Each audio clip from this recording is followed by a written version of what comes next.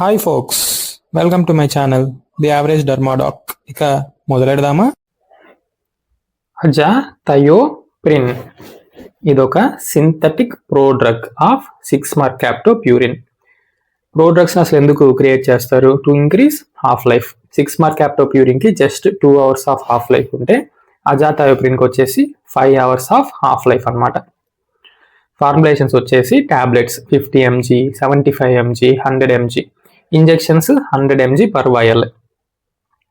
It is absorbed well from the gut. More than 88% of the drug మొత్తం బాగా absorb అవుతుంది gut నుంచి. Food reduces the absorption. Won't cross blood brain barrier. Blood brain barrier ని cross చేయదు, కానీ ఈజీగా ప్లెసెంటాన్ అయితే క్రాస్ చేస్తుంది.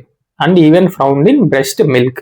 Reaches peak in within in 2 hours with bioavailability of 60%. Plasma protein bound వచ్చి చాలా తక్కువ, 30% మాత్రమే. It is metabolised in liver and RBCs.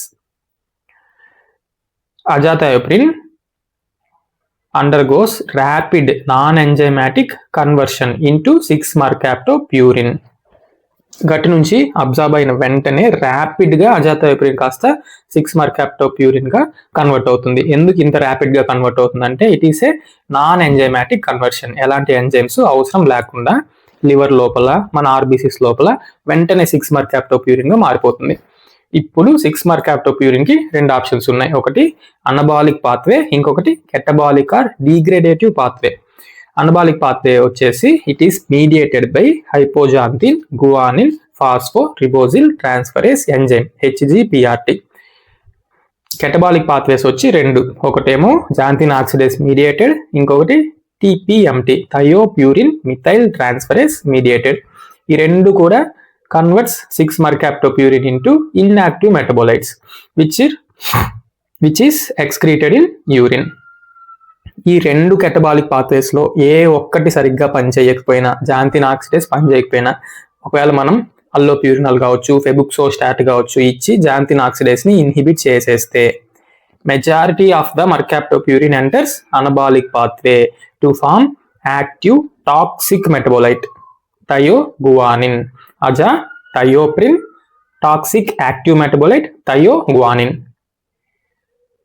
Which increases the risk of catastrophic myelosuppression. ఈ పదం మళ్ళీ చెప్తాను, బాగా గుర్తుపెట్టుకోండి. కెటాస్ట్రోఫిక్ మైలోసప్రెషన్ అంత ఎక్కువ జరుగుతుంది ఒక్క కెటబాలిక్ పాత్వే డిఫెక్టివ్ గా ఉన్నా కూడా. అందుకే మనం before the drug we should check always TPMT levels. TPMT levels బాగుంటే డ్రగ్ ఈజీగా డీగ్రేడేటివ్ పాత్వే ద్వారా ఎలిమినేట్ అయిపోతుంది బాడీ నుంచి, ఎలాంటి కెటాస్ట్రోఫిక్ మైలోసప్రెషన్ జరగకుండా.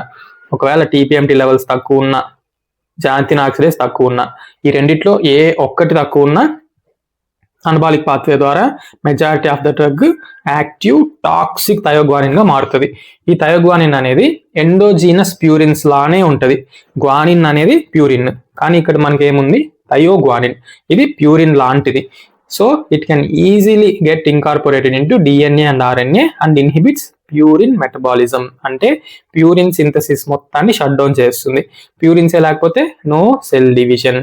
మెయిన్ గా యాక్టివ్లీ డివైడింగ్ సెల్స్ ని ఎఫెక్ట్ చేస్తుంది. ఏవి యాక్టివ్ గా డివైడ్ అయ్యేది? బోన్ మ్యారోలో B cells, T cells.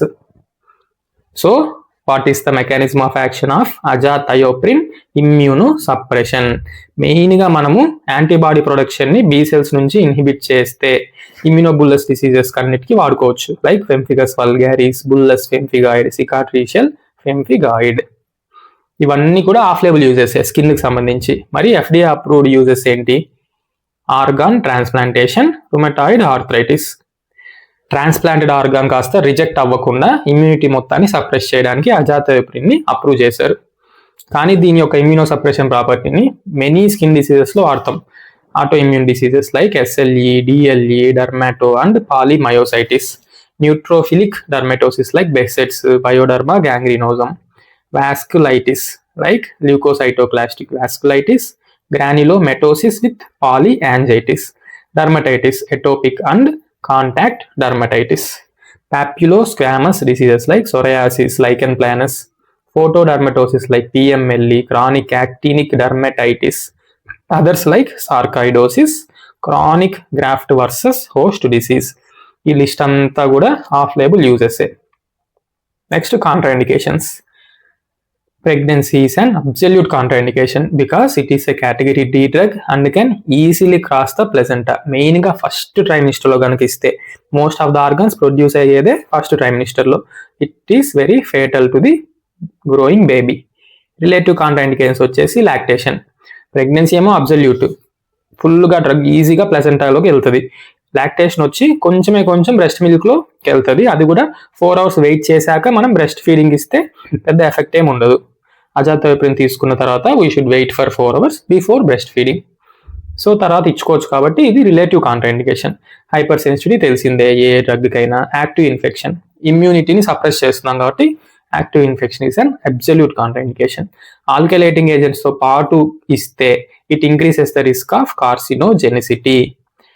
Along with allopurinol ఇస్తే it increases the risk of toxicity. ఏంటి ఇక్కడ మనకి active toxic metabolite thioguanine. Thioguanine anabolic పాత్ర ద్వారా ఎక్కువ ప్రొడ్యూస్ అయ్యేలా చేస్తుంది ఈ అల్లోప్యూరినాల్. ఎలాగా? It is a xanthine oxidase inhibitor. Already క్లియర్గా చెప్పాను ఇక్కడ.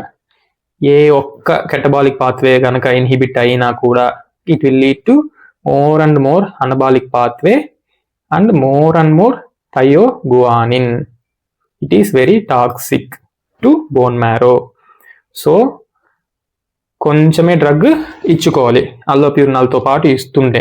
We have to reduce the dose of azathioprine by 75%. Just 25% of the drug ఇచ్చిన మొత్తం డ్రగ్ అనబాలిక్ పాత్వే ద్వారానే వెళ్ళి ఎలాగో జాంతిన్ ఆక్సిడేస్ ఇన్హిబిట్ అయిపోయింది కాబట్టి మనకు కావాల్సిన ఎఫెక్ట్ వస్తుంది. ఒకవేళ ఇవ్వాల్సి వస్తే అల్లోప్యూరినాల్ ఇచ్చుకోవచ్చు. ఎలాగా? అజాథయోప్రిన్ డోస్ 75% తగ్గించి. So it is a relative contraindication. Adverse effects of azathioprine. మీరు గమనిస్తే ఈ క్లాస్లో నేను ప్రతి ఒక్క సైడ్ ఎఫెక్ట్కి అజాథయోప్రిన్ అనే వర్డ్ యాడ్ చేస్తున్నాను. ఎందుకు? మనకు ఎగ్జామ్ హాల్లో మన క్వశ్చన్ పేపర్లో డ్రగ్ పేరు మాత్రమే ఉంటుంది. సో మనం ఆ టెన్షన్లో ఆ డ్రగ్కి సంబంధించిన స్పెసిఫిక్ పాయింట్స్ గుర్తుకు రావాలంటే మనం చదివేటప్పుడే ఈ పేరుని మల్టిపుల్ టైమ్స్ చూస్తూ ప్రతి సబ్ హెడ్డింగ్ దగ్గర ఎంతో కొంత నెమోనిక్స్ ఐడియాస్ వచ్చినవన్నీ ఈ పేరులోనే మనం డిరైవ్ చేసుకోగలిగితే ఎగ్జామ్ హాల్లో వెంటనే ఆ డ్రగ్ను చూసి ఎక్కడ స్ట్రక్ అయినా సరే డ్రగ్ను చూడంగానే మనకు కొన్ని పాయింట్స్ మనంతటి మనకు గుర్తొస్తాయి రాయడానికి. ఇక్కడ నేను THI అనే 3 letters హైలైట్ చేశాను అజాథయోప్రిన్ అనే వర్డ్లో. అడ్వర్స్ ఎఫెక్ట్స్ మొత్తం దీంట్లోనే ఉంటుంది చూడండి. T for teratogenicity, H for haematological side effects which are rare but it may cause life threatening bone marrow suppression, that is catastrophic. Next hepatic side effects కూడా రేరే, కానీ వస్తే మాత్రం life threatening elevation of transaminases రావచ్చు. Next hypersensitivity, urticaria, angioedema, erythema multiforme. Next hair side effects like anagen effluvium. మొత్తం 4 హెచ్లు, ఒక T టెరటోజెనిసిటీ, ఒక I THI, I for infections. ఎలానో ఇమ్యూనిటీని సప్రెస్ చేస్తున్నాం కాబట్టి ఇన్ఫెక్షన్స్ వచ్చే ఛాన్సెస్ చాలా ఉంటాయి. HSV infection, HPV infection. మిగిలిపోయిన ఒకే ఒక adverse effect GI and carcinogenicity కూడా. GI side effects most common nausea, vomiting, diarrhoea ఏ డ్రగ్కైనా. ఈ నాసియా, వామిటింగ్, డయేరియాని తగ్గించాలంటే మనం ఫుడ్తో పాటు ఇవ్వడము, మల్టిపుల్ డివైడెడ్ డోసెస్లో ఇవ్వడము చేయాలి అజాథయోప్రిన్ని. కార్సినోజెనిసిటీ మోస్ట్లీ రిపోర్టెడ్ కేసెస్లో ఏమొచ్చిందంటే squamous cell carcinoma, non Hodgkin B cell lymphoma. Immunity మొత్తం సప్రెస్ అయిపోతే ఎప్స్టీన్ బార్ వైరస్ని ఆపేవాళ్ళు లేకుండా అది క్యాన్సర్ని ప్రొడ్యూస్ చేసే ఛాన్సెస్ ఉంటుంది. Non Hodgkin B cell lymphoma, squamous cell carcinoma. Next coming to investigations and monitoring of azathioprine. History of usage of allopurinol తెలిసిందే, జాంతిన్ ఆక్సిడేస్ ఇన్హిబిట్ అవుతుంది కాబట్టి అల్లోప్యూరినాల్తో. నెక్స్ట్ ఆల్కలైటింగ్ ఏజెంట్స్తో క్యాన్సర్ ఛాన్సెస్ పెరుగుతుంది. నెక్స్ట్ ఏఎస్ ఇన్హిబిటర్స్తో leukopenia chances ఎక్కువ ఉంటుంది. So ఈ AAA పక్కా మనం హిస్టరీలో తీసుకోవాలి. ఏ ఫర్ అజాథయోప్రిన్, ఏ ఫర్ ఈ 3 A's గురించి అడగాలి అజాథయోప్రిన్ పెట్టే ముందు. Next base line TPMT levels in RBC. Xanthine ఆక్సిడేస్కి సంబంధించి అల్లోప్యూరినాల్ ఉందా, ఫెబుక్సోస్టాట్ ఉందా చూస్తాం. TPMT లెవెల్స్కి సంబంధించి RBCస్లో ఎంత ఉంది అని మెజర్ చేసుకుంటాం. లేదా దీని యాక్టివిటీ ఎలా ఉంది అని అల్లెల్ సీక్వెన్సింగ్ అంటే జీనోటైపింగ్ ద్వారా వైల్డ్ అల్లెల్స్ ఉంటే TPMT లెవెల్స్ బాగా పనిచేస్తున్నట్టు, మ్యూటెంట్ అల్లెల్స్ ఉంటే TPMT లెవెల్స్ బాగా పనిచేయనట్టు. సో దీని ద్వారా టీపీఎంటీ లెవెల్స్, టీపీఎంటీ యాక్టివిటీ ద్వారా 3 క్లాసెస్గా డివైడ్ చేసుకుంటాం. ఒకటి లో టీపీఎంటీ లెవెల్, ఇంకొకటి మీడియం, ఇంకొకటి హై. ఈ మూడిట్లో మనం జస్ట్ మీడియం టీపీఎంటీ లెవెల్స్ గుర్తుపెట్టుకుంటే చాలు. అది వచ్చేసి 6.3 to 15 units per ml. ఇంత గనక ఉంటే టీపీఎంటీ levels 1 mg per kg per day పెట్టుకోవచ్చు అజాథయోప్రిన్. 6.3 to 15 units per ml. 6.3 కన్నా తక్కువ ఉంటే అసలు అజాథయోప్రిన్ స్టార్టే చేయకూడదు. 15 యూనిట్స్ కన్నా ఎక్కువ ఉంటే అజాథయోప్రిన్ ఎక్కువ పెట్టుకోవచ్చు. 2 to 2.5 mg per kg per day పెట్టుకోవచ్చు. టీపీఎంటీ లెవెల్స్ ఎంత బాగుంటే అంత అజాథయోప్రిన్ మన బాడీలోంచి ఎలిమినేట్ అయిపోయి కెటాస్ట్రోఫిక్ మైలో సప్రెషన్ రాకుండా సేఫ్గా ఉంటారు పేషెంట్స్. సో టీపీఎంటీ లెవెల్స్ ఎంత బాగుంటే అంత ఎక్కువ డ్రగ్ ఇవ్వచ్చు. రికమెండేషన్ వచ్చి dose 1 to 3 mg per kg per day. TPMT levels medium ఉంటే 1 mg per kg, హై ఉంటే మనం కూడా డోస్ హై పెట్టుకోవచ్చు. 2 to 2.5 mg per kg per day పెట్టుకోవచ్చు. మీరు జస్ట్ గుర్తుపెట్టుకోవాల్సింది మీడియం టీపీఎంటీ లెవెల్స్ ఎంత, 6.3 to 15 units per ml. ఆర్బీసీస్లో ఎంత ఉందో చూస్తే చాలు, సిస్టమిక్ టీపీఎంటీ మొత్తం తెలుస్తుంది అనమాట. CBC with differential count. మెయిన్గా బోన్ మ్యారో సప్రెస్ అయితే ఏమవుతుంది, మొత్తం పాన్సైటోపీనియా వచ్చే ఛాన్స్ ఉంది. ఆర్బీసీ సప్రెస్ అయితే అనీమియా, డబ్ల్యూబీసీ సప్రెస్ అయితే ఇన్ఫెక్షన్స్, ప్లేట్లెట్స్ సప్రెస్ అయితే ఈజీ బ్రూయిసింగ్స్, బ్లీడింగ్ రావచ్చు. సో అజాథయోప్రిన్ పెట్టిన పేషెంట్కి క్లియర్గా రిపీటెడ్ ఇన్ఫెక్షన్స్ వచ్చినా, ఈజీ బ్రూయిసింగ్ ఉన్నా, అనీమియా వచ్చినా తిరిగి రమ్మని చెప్పాలి మన దగ్గరికి. సో వస్తే టీపీఎంటీ లెవెల్స్ మళ్ళీ చెక్ చేసుకొని బాగుందా లేదా చూసుకోవాలి. ఎందుకంటే బోన్ మ్యారో సపరేషన్ అంత జరుగుతుంది కాబట్టి టీపీఎంటీ బాగానే పనిచేస్తుంది లేదా మళ్ళీ చెక్ చేసుకోవాలి. యాక్చువల్గా ఒక్కసారి డ్రగ్ స్టార్ట్ చేయక ముందే టీపీఎంటీ లెవెల్స్ చేస్తే మళ్ళీ చేయక్కర్లేదు. కానీ ఇలాంటి హై రిస్క్ పేషెంట్స్ ఎవరైతే ఈజీలీ ప్రోన్ టు ఇన్ఫెక్షన్స్ ఉన్నారో, బోన్ మ్యారో సపరేషన్ జరుగుతుందో వాళ్ళకి మళ్ళీ ఒకసారి టీపీఎంటీ లెవెల్స్ చెక్ చేసుకోవాలి. ఫస్ట్ 2 months చాలా ఇంపార్టెంట్. ఎవ్రీ 2 weeks ఒకసారి సిబిసి, ఎల్ఎఫ్టీ చూసుకుంటాం. ఎందుకంటే లైఫ్ థ్రెటనింగ్ ట్రాన్సామినేసెస్ రావచ్చు, కెటాస్ట్రోఫిక్ మైలో సపరేషన్ రావచ్చు. కాబట్టి 2 months తర్వాత నుంచి 3 months వన్స్ ఫాలోఅప్ చేసుకుంటాం. యూరిన్ ప్రెగ్నెన్సీ టెస్ట్ ప్రెగ్నెన్సీలో పెట్టకుండా. Next tuberculin skin test. ఏ ఇమ్యూనో సప్రెసెంట్ పెట్టాలనుకున్నా as a lung rule, thumb rule కాదు, మనము టీబీ ఉందా లేదా, లేటెంట్ టీబీ ఉందా చెక్ చేసుకోవాలి.